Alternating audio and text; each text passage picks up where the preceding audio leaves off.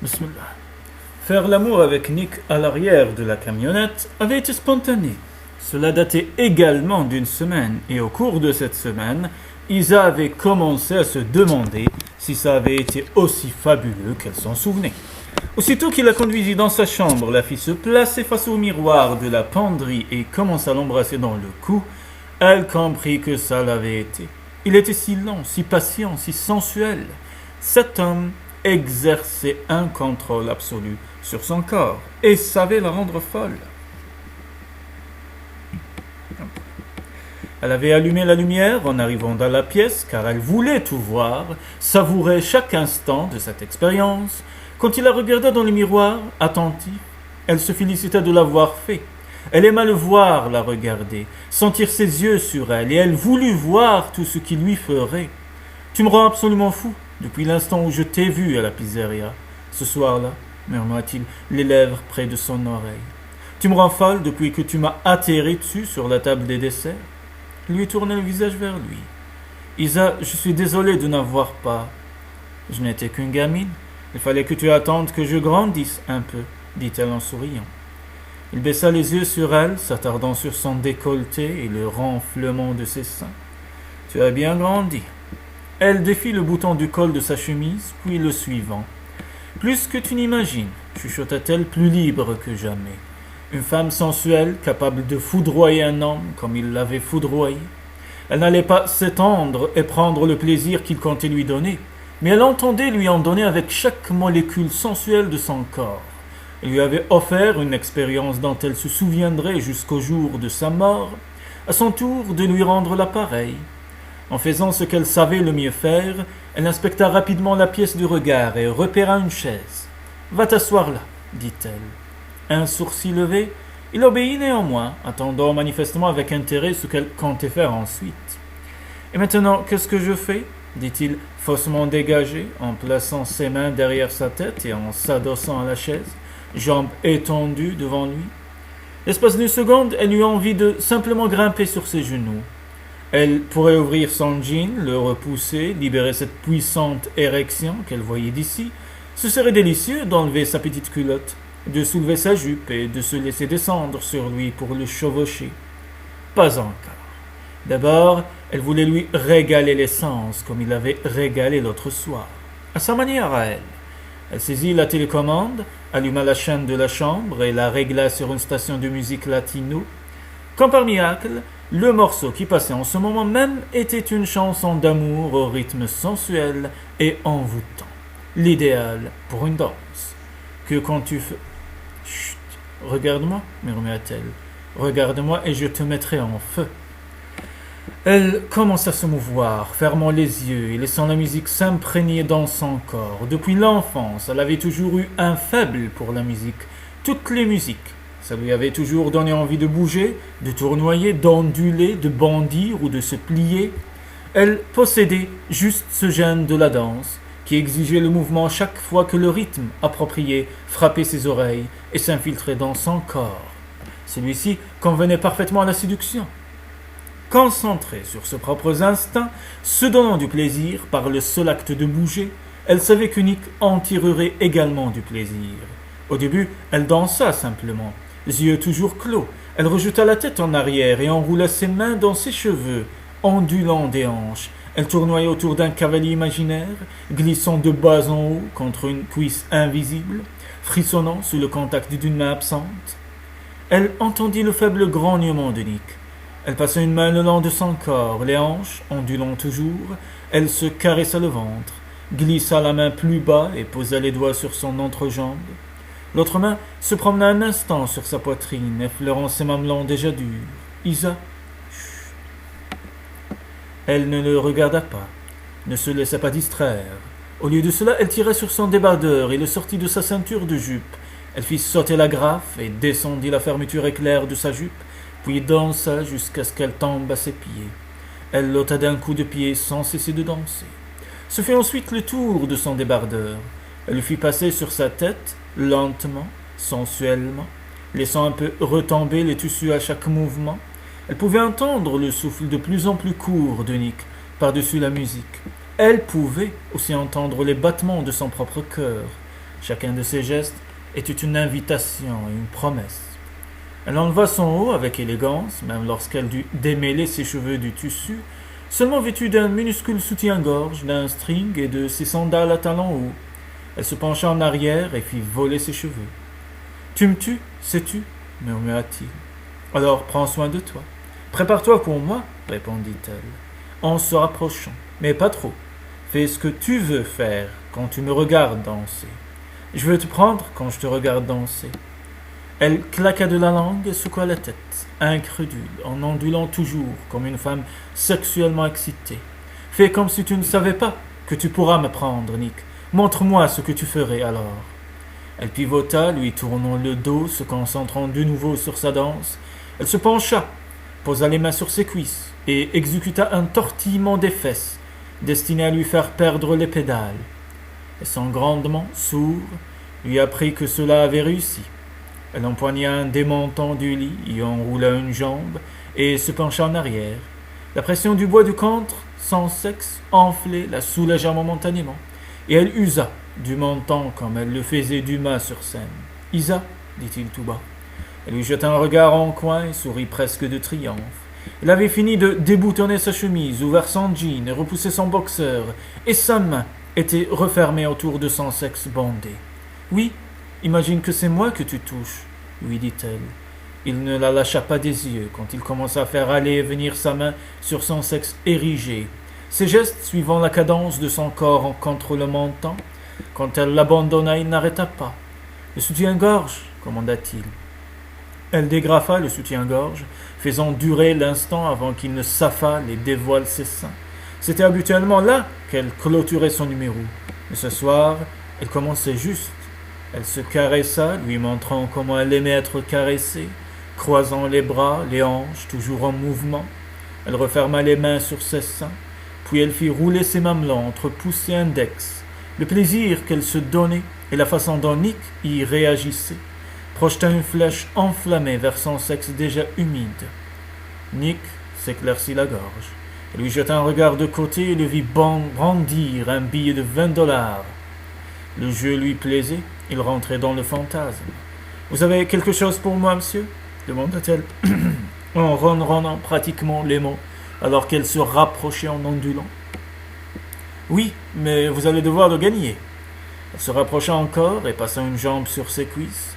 À cheval sur lui, elle se baissa jusqu'à effleurer ses cuisses. Ses seins dansaient à quelques millimètres du visage de Nick. « Qu'avez-vous en tête ?»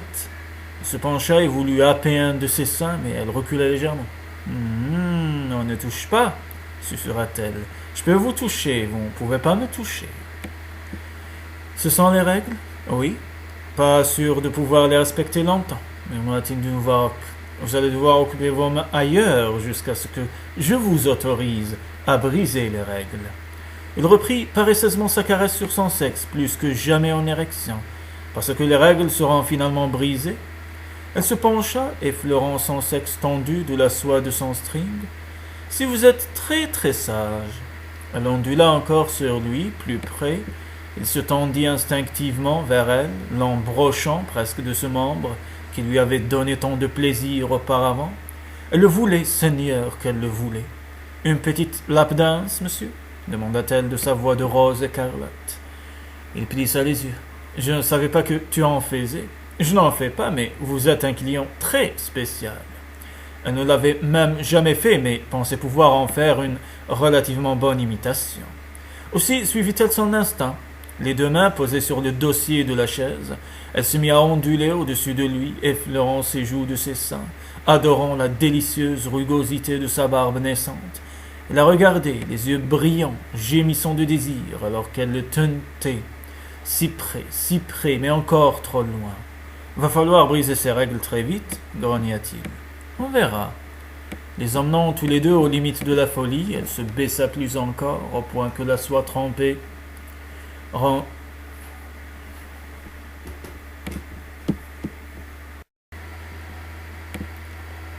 Les emmenant tous les deux aux limites de la folie, elle se baissa plus encore, au point que la soie trempée de son string rencontre son érection, et achève de les mettre en feu. Il lui empoignait les hanches et l'aida à se balancer sur lui jusqu'à ce qu'ils en gémissent tous deux de plaisir. Vous touchez, dit-elle. Il tenta de se pousser plus loin en elle, en portant les tissus du string avec lui. Je vais te toucher bien plus dans une minute. Oh, qu'elle aimait jouer à des jeux coquins avec lui. Cela ne ressemblait à rien de ce qu'elle avait déjà connu, et elle avait le sentiment qu'elle pourrait y jouer avec lui, uniquement lui, jusqu'à l'infini. Mais vous m'avez pas encore payé, dit-elle, en lui donnant un coup de langue sur le cou. En sentant un frottement de papier contre sa peau, elle se reculait légèrement pour le voir glisser le billet dans son string. Joli pourboire. Vous en méritez chaque centime. Je pense que vous êtes un tel bon client que vous pourriez mériter un petit bonus.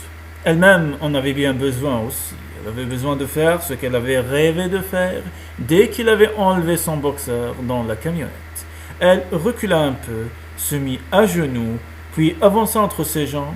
Elle posa sa main sur celle de Nick, qui cajolait toujours son sexe, et l'accompagna dans ses montées et descentes. Puis elle lui écarta la main, encercla son sexe bandé de ses doigts et le porta à sa bouche. « Isa, laisse-moi faire. » Elle n'attendit pas sa permission et referma la bouche sur lui. Il sursauta, mais elle n'arrêta pas, et commença à lui faire lentement l'amour avec sa bouche, plus excitée chaque fois qu'elle l'entendait gémir. Il posa les mains sur sa tête et lui caressa les cheveux. « Chevauche-moi, Isa, murmura-t-il bientôt, non plus exigeant, mais implorant. Relève-toi et prends-moi. Prends-moi. Jamais encore elle n'avait entendu un homme le dire, même si elle avait souvent prononcé ces deux mots. Il n'avait pas seulement envie d'elle, il avait besoin d'elle. Sur un ultime coup de langue, elle recula la tête et le regarda. Il avait baissé les yeux sur elle, des yeux luisants de désir. Il lui attrapa les épaules et répéta sa supplique. « Prends-moi, Isa. » Elle se releva lentement, sans le quitter des yeux. Il l'attira à lui, glissa les doigts sous l'élastique de son string et le fit descendre le long de ses jambes. Puis elle le débarrassa de sa chemise. Il se redressa le temps d'enlever jean et boxeur, puis entreprit de fouiller dans sa poche de pantalon. « On ne risque rien, lui dit-elle, puisqu'elle prenait la pilule. Tant que ça te convient. »« Oh, ça me convient tout à fait, marmonna-t-il. » Elle se mit sur la pointe des pieds et l'enfourcha. Il lui prit les hanches, tandis que sa bouche se refermait sur un mamelon érigé. « Prends-moi, souffla-t-il. » Elle se laissa descendre sur lui lentement, centimètre après centimètre. « Peu plus attendre, marmonna-t-il entre ses dents. Il pressa ses hanches et se poussa en elle, vite et profondément. « Oh, Nick !» haleta-t-elle, choquée par l'intensité de leur union. Il l'emplissait tant qu'il lui fallut une seconde pour retrouver son souffle. Mais quand elle réussit à le faire, le besoin de bouger devint trop pressant. Elle commença à monter et descendre sur sa hampe dressée en lui caressant les bras, le torse, baissant les yeux sur lui alors qu'il levait les siens vers elle. Il leva une main, la referma sur sa joue, attira son visage au sien et l'embrassa avec une indicible passion. Le baiser dura et dura tout le temps de leur danse érotique et sensuelle. Finalement, Isa sentit faiblir ses jambes, qui commençèrent à trembler. Aussitôt, Nick resserra les bras autour d'elle et se leva. « Oui, Nick, » gémit-elle en enroulant les jambes autour de ses hanches. Il fit les 2 pas qui les séparaient du lit et l'allongea sans jamais se séparer d'elle. Il se marmonnait plus que des mots de son indistinct emporté par sa frénésie et sa passion. Elle aussi fut bientôt à court de mots. Ensemble, ils se perdirent dans l'intensité du présent jusqu'à ce que Nick atteignît l'orgasme en criant aussitôt, suivi d'Isa pantelante.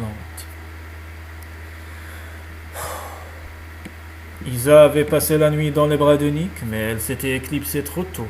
À l'aube, la boulangerie n'allait pas tarder à ouvrir, aussi ne protesta-t-il pas, même s'il en mourait d'envie. La seule raison pour laquelle Isa était revenue à Chicago était sa dévotion pour l'entreprise familiale. Il n'interférerait jamais avec cela, parce qu'il aimait qu'elle travaille à la boulangerie, ici, tout près. Quant à son autre emploi au club, c'était un peu plus épineux.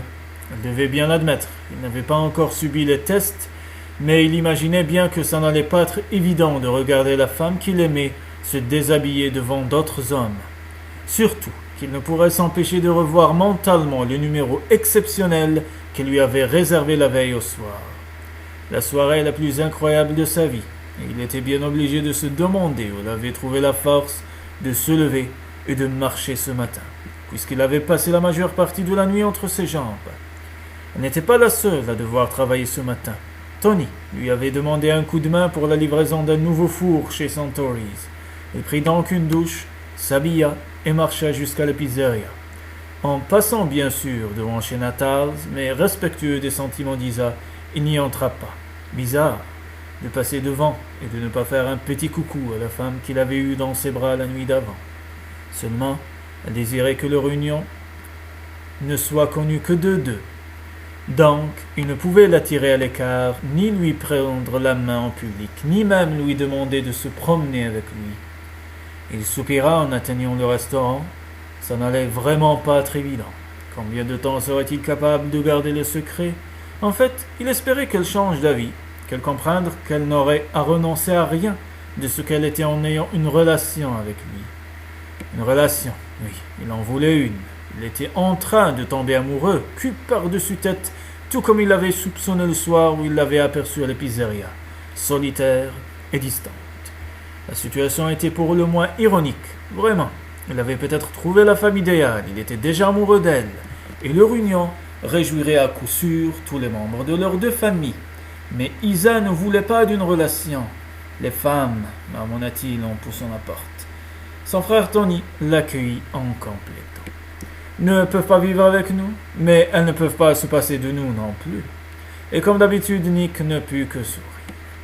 Les vendredis étaient généralement chargés chez Santori's. Aussi la journée s'écoula-t-elle très vite. Et comme d'habitude, le reste de la famille commença à arriver après la fin de leur travail. À 20h, tous ses frères étaient là, avec femme et enfants, ainsi que sa sœur et son mari. « Allez, arrête-toi un peu », lui dit Marc en émergeant de la cuisine, où il était allé donner un coup de main à leur père. « Oui, je crois que mon esclavagiste de patron va enfin me laisser souffler, » répondit-il en regardant Tony en coin. « Pas patron, associé, » dit celui-ci en riant. « Oh non, pas de l'avis de Nick, mais il repoussait encore cette conversation. » Ses parents alignèrent plusieurs tables pour en faire une seule, même si ces tables auraient convenu aux clients qui attendaient déjà devant le comptoir. Mais maman ne tolérerait jamais de chasser sa nichée pour faire de la place. Au contraire, elle les exhortait à manger plus, elle câlinait les enfants, s'extasiait en posant une main sur le ventre rebondi de Noël afin de sentir le coup de pied du bébé. Nick était peut-être bien le seul, mais l'unique chose qu'il avait envie de sentir vibrer dans le ventre d'une femme, c'était son sexe. Mais un bébé, jamais de la vie.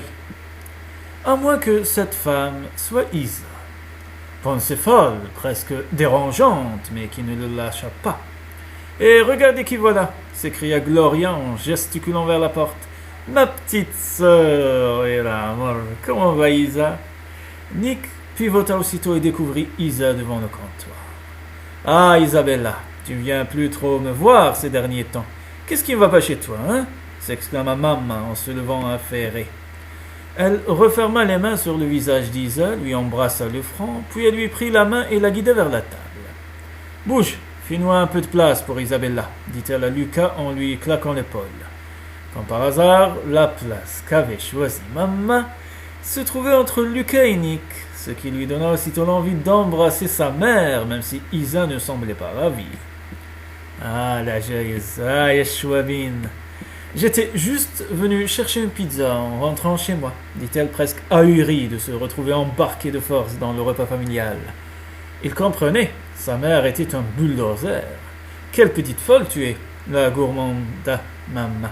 Tu vas manger ici avec la famille, tu en fais... Oh là là, c'est trop beau, tu en fais partie.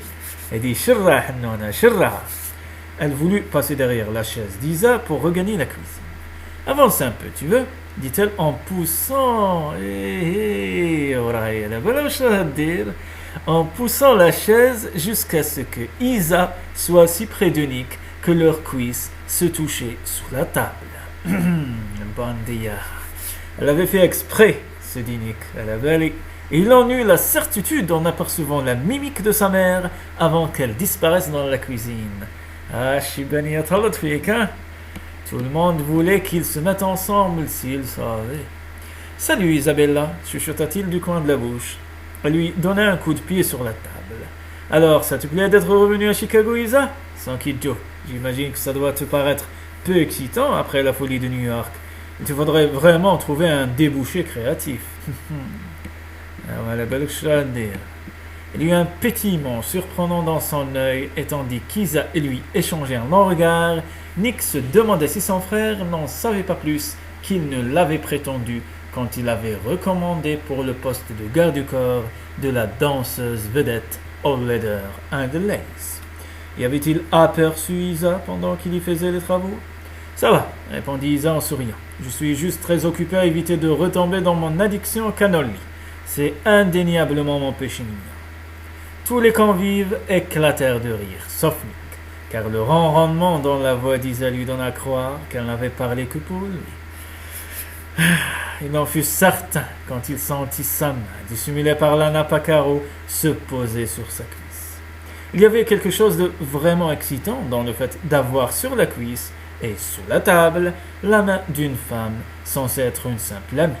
Surtout quand cette table était pleine de gens attentifs au moindre signe d'intérêt entre les deux seuls célibataires de l'assemblée. Mais elle était prudente, et personne ne vit sa main remonter le long de sa cuisse pour suivre les contours de son sexe. Ah, Montfermouche. La conversation reprit bientôt. Isa y participant comme si elle avait toujours été là, comme un membre de la famille. Mais un membre de la famille ne lui ouvrirait pas la braguette sous la table pour en libérer son sexe, le caresser du bout des doigts et le faire entrer en érection. Elle jouait avec le feu. Si n'importe qui laissait tomber sa fourchette et se baissait pour la ramasser, ils étaient cuits. Et ils s'en fichaient. Peut-être qu'Isa et lui ne pouvaient pas être le couple normal qu'espéraient leurs parents, mais c'était presque mieux avoir un secret érotique et se comporter selon ce secret en public, alors qu'ils pouvaient se laisser surprendre. C'était étourdissant. Yaountoumazouj, vous êtes une bande de pervers, tous les deux, Hannoni. Cela l'excitait comme un fou. Cela le poussa à terminer vite son dîner et à se déclarer si fatigué qu'il allait filer se coucher. Et heureusement, Isa fit de même peu après, le rejoignit et l'emmena chez elle pour une nouvelle nuit d'amour. وانتم خرجتوش عليا انا انسان قديم ونحب لي كلاسيك وانتم vous êtes trop libertin à mon goût. L'essentiel نكملوا القصة pour les fans وخلاص.